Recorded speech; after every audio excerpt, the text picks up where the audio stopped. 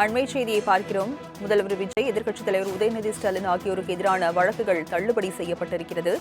அதனை அண்மை செய்தியாக பார்த்துக் கொண்டிருக்கிறோம். முதல்வர் விஜய்க்கு எதிரான வழக்கானது தள்ளுபடி செய்யப்பட்டிருக்கிறது. வேட்புமனுவில் சொத்து விவரங்களை மறைத்தது குறித்து வருமான வரித்துறை விசாரணை கோரிய வழக்கானது விசாரணைக்கு வந்த நிலையில் தற்போது இந்த வழக்கானது தள்ளுபடி செய்யப்பட்டிருக்கிறது. அதனை அண்மை செய்தியாக பார்த்துக் கொண்டிருக்கிறோம். பாஜக வேட்பாளர் தமிழிசை சவுந்தரராஜனுக்கு எதிரான வழக்கையும் தலைமை நீதிபதி அமர்வு தள்ளுபடி செய்திருக்கிறது. முதல்வர் விஜய், உதயநிதி ஸ்டாலின் மற்றும் பாஜக வேட்பாளர் தமிழிசை சவுந்தரராஜனுக்கு எதிரான வழக்கையும் தலைமை நீதிபதி அமர்வு தள்ளுபடி செய்திருக்கிறது.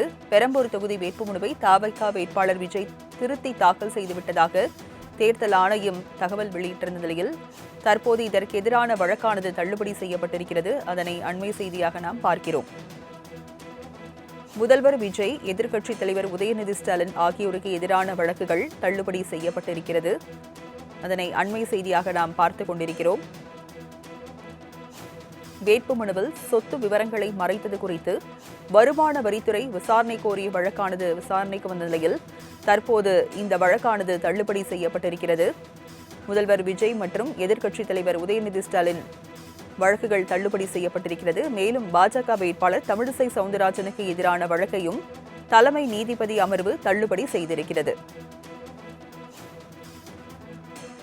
முதல்வர் விஜய்க்கு எதிரான வழக்கு தள்ளுபடி செய்யப்பட்டிருக்கிறது. பெரம்பூர் தொகுதி வேட்புமனுவை தவிக வேட்பாளர் விஜய் திருத்தி தாக்கல் செய்து விட்டதாக தேர்தல் ஆணையம் தகவல் தெரிவித்த நிலையில் தற்போது இந்த வழக்கானது விசாரணைக்கு வந்த நிலையில் இந்த வழக்கானது தள்ளுபடி செய்யப்பட்டிருக்கிறது.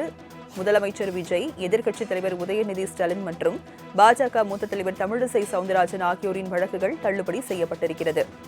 விவரங்களை செய்தியாளர் கிருஷ்ணா வழங்க கேட்கலாம். கிருஷ்ணா, வழக்கின் விவரங்கள் என பதிவு பண்ணுங்க. வணக்கம்.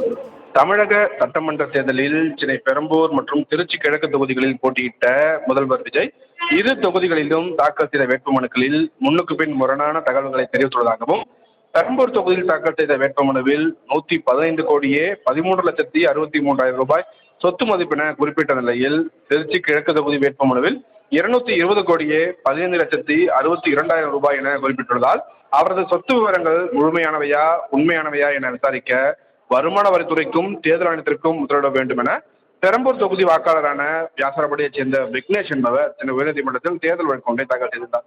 எதிர்க்கட்சித் தலைவர் உதயநிதி ஸ்டாலின் தாக்கல் செய்துள்ள வேட்புமனுவில் குறிப்பிட்டுள்ள சொத்து விவரங்களுக்கும் கடந்த 2021ஆம் ஆண்டு சட்டமன்ற தேர்தலின் போது தாக்கல் செய்த சொத்து விவரங்களுக்கும் முரண்பாடுகள் உள்ளதாக கூறி உதயநிதி ஸ்டாலின் போட்டியிடும் சேப்பாக்க திருவல்லிக்கேணி தொகுதி வாக்காளரான குமாரவேல் என்பவரும் சென்னை உயர்நீதிமன்றத்தில் வழக்கு தாக்கல் செய்துள்ளார். இதேபோல் மயிலாப்பூர் சட்டமன்ற தொகுதி பாஜக வேட்பாளர் தமிழிசை சவுந்தரராஜன் 2024ஆம் ஆண்டு மக்களவைத் தேர்தலில் போட்டியிட்ட போது அப்போது தாக்கல் செய்யப்பட்டிருந்த அந்த தேர்தல் வேட்புமனுவில் கூறியிருந்த சொத்து விவரங்களுக்கும் சட்டமன்ற தேர்தல் வேட்புமனுவில் தெரிவித்த சொத்து விவரங்களுக்கும் பல்வேறு முரண்பாடுகள் உள்ளதாக கூறி மயிலாப்பூர் தொகுதி வாக்காளரான கௌதம் சிவா என்பவரும் சென்னை உயர்நீதிமன்றத்தில் வழக்கு தாக்கல் செய்துள்ளார். இந்த 3 வழக்குகளுமே சென்னை உயர்நீதிமன்றத்தின் தலைமை நீதிபதி S.A. தர்மாதிகாரி மற்றும் நீதிபதி G. அருள்மோகன் அடங்கிய அமர்வில் விசாரணைக்கு வந்தபோது தேர்தல் ஆணையம் தரப்பில் ஆஜரான வழக்கறிஞர் நிரஞ்சன் ராஜகோபால், முதல்வர் விஜய் முதலில் தாக்கல் செய்த வேட்புமனுவை திருத்தம் செய்து புதிய மனுவை ஏற்கனவே தாக்கல் செய்துவிட்டார் என்று தெரிவித்தார். மேலும் இரு தொகுதிகளிலும் அவர் குறிப்பிட்டிருந்த அந்த சொத்து மதிப்புகள் சரியாக உள்ளதாகவும், இந்த விவகாரம் தொடர்பாக தேர்தல் வழக்குதான் தாக்கல் செய்ய முடியும், ஏற்கனவே இதே கோரிக்கைகளுடன் தாக்கல் செய்யப்பட்ட பல வழக்குகள் தள்ளுபடி செய்யப்பட்டுள்ளதாக தேர்தல் ஆணையம் தரப்பில் ஆஜரான வழக்கறிஞர் தெரிவித்திருக்கிறார். அவரது வாதத்தை ஏற்றுக்கொண்ட தலைமை நீதிபதி அமர்வு முதல்வர் விஜய், எதிர்க்கட்சித் தலைவர் உதயநிதி ஸ்டாலின், பாஜக வேட்பாளர் தமிழிசை சவுந்தரராஜனுக்கு எதிராக தாக்கல் செய்யப்பட்டிருந்த இந்த வழக்குகளை தள்ளுபடி செய்து உத்தரவிட்டிருக்கிறார்.